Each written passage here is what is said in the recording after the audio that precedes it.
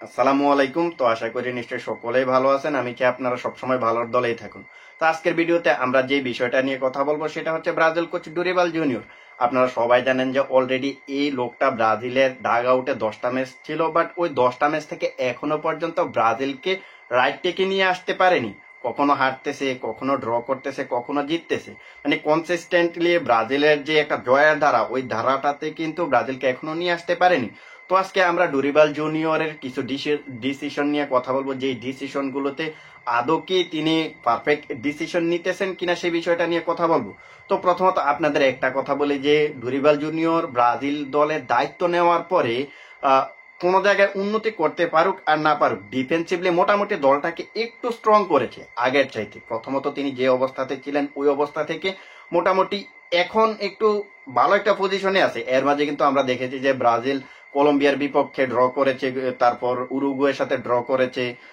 তো ডিফেন্সিভলি মোটামুটি ভালো একটা পারফরমেন্স বলতে পারেন, বাট যদিও এখন মিডফিল্ড এবং ফাইনাল থার্ডে আহামরি কোনো পারফরমেন্স আমরা দেখতেছি না।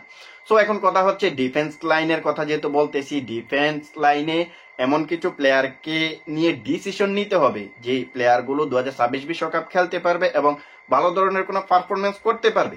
সো এখন আমরা যদি রাইট ব্যাকের কথা বলি তাহলে কিন্তু দেখতে পারবো যে এই পজিশনে ফার্স্ট চয়েস হচ্ছে দানিলু, যিনি জুভেন্টাসে খেলে থাকেন। তার বর্তমান বয়সটা যদি হিসাব করেন তাহলে কিন্তু দেখতে পারবেন যে 33+। সো 2026 বিশ্বকাপ আসতে আসতে কিন্তু দানিলোর বয়স হয়ে যাবে প্রায় 35-এর মতন।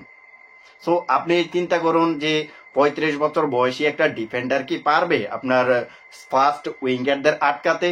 ওই মোমেন্টে আপনি চিন্তা করেন। সো এই জায়গায় কিন্তু ডুরিবাল জুনিয়রকে ডিসিশন নিতে হবে, তিনি কি এখন থেকে দানিলোকে কনসিস্টেন্টলি একাদশে রাখবেন নাকি তাকে সেকেন্ড চয়েস হিসেবে রাখবেন। দেখুন এইখানে কিন্তু সেকেন্ড চয়েস যে প্লেয়ারটা সে হচ্ছে মনে করেন বরুসিয়া ডর্টমুন্ডের ইয়ান কৌতু। বিগত দিনগুলোতে লাগাতার ডাক পেয়েছিলেন ব্রাজিল দলে, বাট এখন কিন্তু তাকে ওই জায়গা থেকে সরিয়ে নেওয়া হয়েছে। এই জায়গায় কিন্তু ভেন্ডারসনকে নেওয়া হয়েছে। সো এখন যদি আপনি ফার্স্ট চয়েস হিসেবে দানিলোর কথা চিন্তা করেন, এখন সেকেন্ড চয়েস হিসেবে তো আপনার পারফেক্ট একটা রিপ্লেসমেন্ট লাগবে নাকি। সো এই জায়গায় যদি আপনি বারবার যদি অদল বদল করতে থাকেন তাহলে তো আপনি টিম হিসেবে কোনো কম্বিনেশনই এই টিমটার খুঁজে পাবেন না ডিফেন্স লাইনে। এখন আমরা যদি লেফট ব্যাকের কথা বলি তাহলে এই জায়গাতে মোটামুটি একটা ভালো ডিসিশন তার আছে যে তিনি গুইলহামে আরানাকে এই জায়গাটা দিয়ে দিয়েছেন। পারফেক্ট একটা প্লেয়ার মনে করে তিনি দিয়েছেন।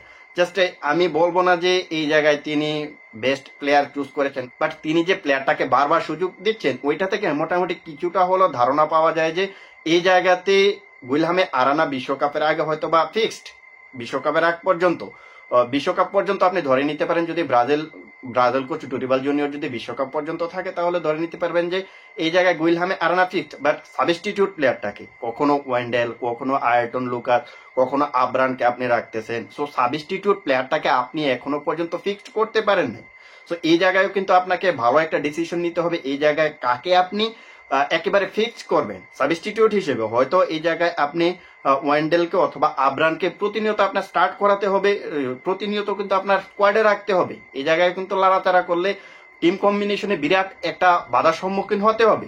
এখন আমরা আসি অ্যাটাকিং মিডফিল্ডারের দিকে। দেখুন বর্তমানে অ্যাটাকিং মিডফিল্ডার হিসেবে কে খেলে? Lucas Paqueta. তিনি কিন্তু এই সিজনে তেমন একটা ফর্মে নেই। সো এই জায়গায় কিন্তু রিসেন্ট টাইমে বেশ দুর্দান্ত ফর্মে আছে রাফিনহা।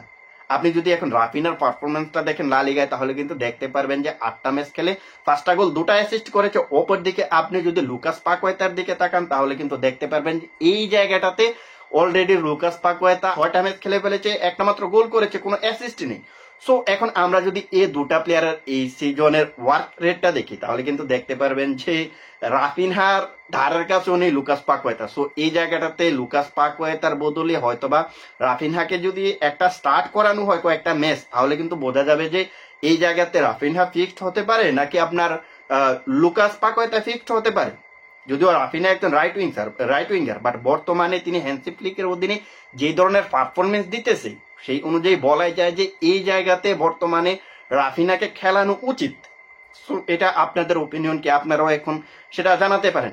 এখন আমরা যদি সেন্টার ফরওয়ার্ডের কথা বলি তাহলে কিন্তু দেখতে পারবো যে বিগত বেশ কয়েক ম্যাচ ধরে এই জায়গায় ডুরিবালের অধীনে খেলতেছে রদ্রিগো। কখনো আবার এন্ড্রিকও স্টার্ট করতেছে, কখনো সাবস্টিটিউট প্লেয়ার হিসেবে এন্ড্রিক খেলে, কখনো আপনার ইভালিনসনকে আমরা দেখেছি, কখনো আমরা দেখেছি পেদ্রোকে। সো এই জায়গায় পারফেক্ট প্লেয়ার কে হবে? এই জায়গায় সেন্টার ফরওয়ার্ডে কে হবে এখনো পর্যন্ত কিন্তু ডুরিবাল জুনিয়র এই ডিসিশনটা নিতে পারেনি। সো এখানে কি একজন জাত সেন্টার ফরওয়ার্ড হিসেবে এন্ড্রিককে রাখা হবে, নাকি এই জায়গায় কন্টিনিউ ডুরিবাল জুনিয়র রদ্রিগোকে ইউজ করবে, এই জিনিসটাও কিন্তু তাকে প্রপার ভাবে তাকে একটা ডিসিশন নিতে হবে।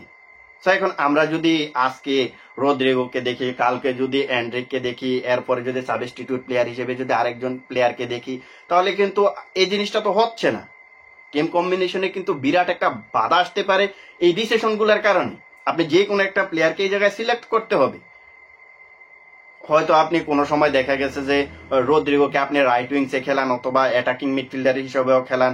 সো এই জিনিসগুলাকে নিয়ে কিন্তু বড় সড় ধরনের একটা ডিসিশন ডুরিবালকে নিতে হবে, আসলে কোন জায়গাতে কোন প্লেয়ারটাকে স্থায়ীভাবে সিলেক্ট করা হবে। সো এগুলা যদি ডুরিবাল জুনিয়র বিশ্বকাপের আগে এই সমস্যার সমাধান যদি করতে না পারে, কিছু কিছু প্লেয়ারকে নিয়ে যদি হার্ড ডিসিশন নিতে না পারে, তাহলে কিন্তু ব্রাজিলের জন্য কঠিন চ্যালেঞ্জ অপেক্ষা করতেছে। এমনিতেই তো ব্রাজিলের অবস্থা খারাপ, তারপরে কিন্তু আরো বেশি সমস্যার সম্মুখীন হতে হবে ব্রাজিলকে। বেসিক্যালি প্লেয়ার সিলেক্ট করতে হবে আপনার টিম কম্বিনেশনের জন্য। হ্যাঁ, আমার এই প্লেয়ারগুলোকে লাগবেই, এই প্লেয়ারগুলোকে দিয়ে আমি স্টার্টিং 11টা সাজাবো, তারপর সাবস্টিটিউট প্লেয়ার হিসেবে এই প্লেয়ারগুলোকে রাখবো। এগুলা নিয়ে কিন্তু আপনার বড় ধরনের ডিসিশন নিতে হবে, না হলে কিন্তু অদূর ভবিষ্যতে ব্রাজিলের জন্য খারাপ কিছু ওয়েট করতেছে। তো ব্রাজিল টিমের বর্তমান যে প্লেয়ারগুলোকে নিয়ে আমার কাছে মনে হচ্ছে যে এদেরকে নিয়ে ডিসিশন নিতে হবে, সেই বিষয়টা আপনাদের সামনে তুলে ধরলাম। তো আজকের ভিডিওটা এখানে শেষ করব, দেখা হবে অন্য কোনো এক ভিডিওতে। সে পর্যন্ত ভালো থাকবেন, আল্লাহ হাফেজ, বাই।